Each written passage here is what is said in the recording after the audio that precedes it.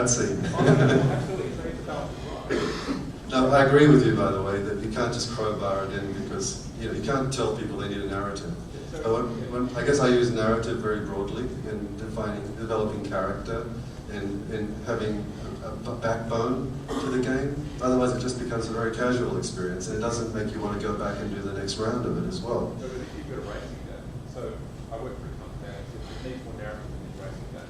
So they built this far back story about training this racing car driver, do all your training before you can actually race properly.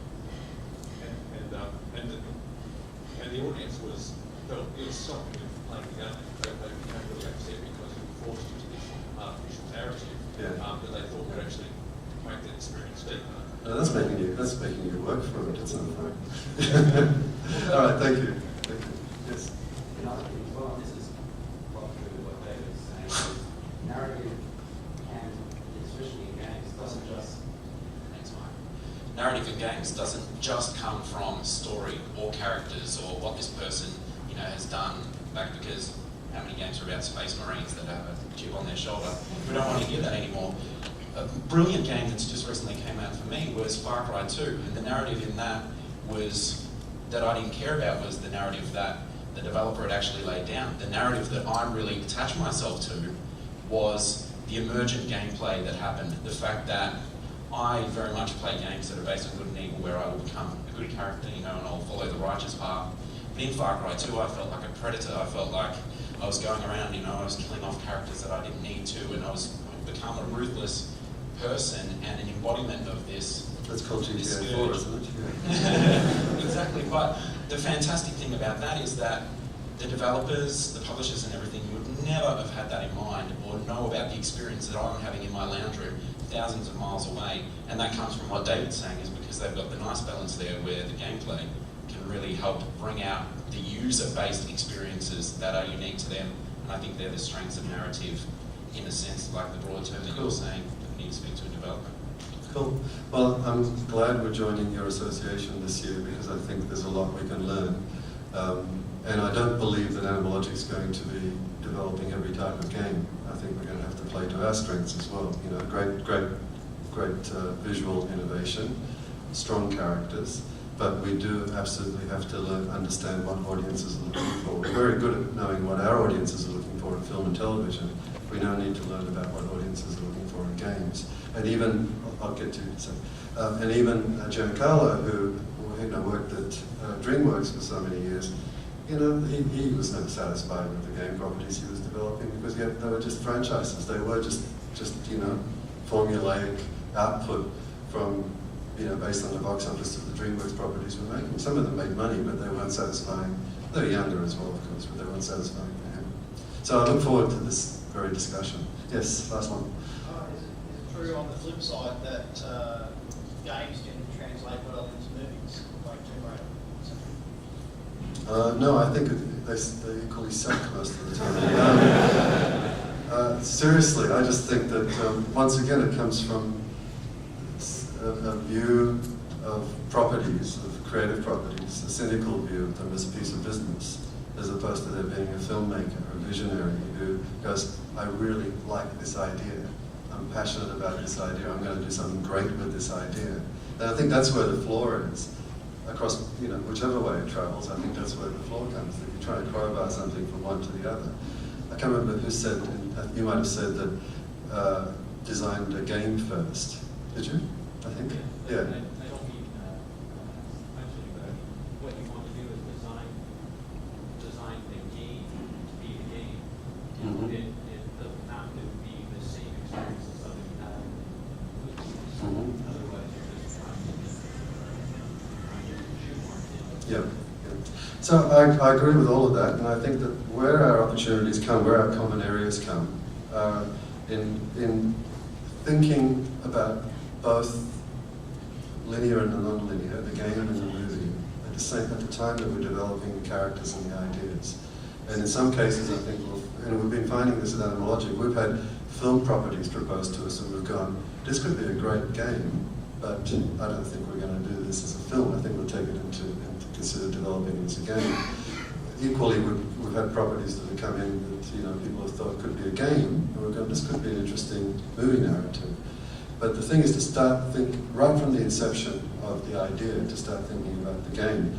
I'll do it in a second. I think, but there's a whole lot of stuff with the next gen platforms, with the quality of game rendering and game visuals and game play. I think there's a lot of just great leveraging we can do from visual development, from sharing of assets, from sharing of technology, and of course the people side of it, which is the training, the crossover of training and talent, and in the case of what you guys do with using your tools for pre-visualizing the movie. So I think there's a lot of very practical architecture we can exploit without trying to say, which I didn't say very well at the beginning of this presentation, but I absolutely believe that they're two totally specialized businesses, but I think they can be supported by some common platforms. And I think that's what you're all telling me today, is I don't think it links at the top. It might link at the bottom. There might be a whole lot of stuff that we could do much better as an industry and leverage value out of it. But it's not going to be the same experience. The lesson I think we absolutely know right from the outset is if we get into game development, whether we partner with a developer, however we do it, we want to run a parallel course with a film development. If our films take 18 months to 3 years to develop, we want to produce, we want the games to have the same amount of time. We want our designers to work together, we want to give you lead time, we want to make sure that we have the time, because sometimes you can have the money and not the time, and it just doesn't count. Yeah?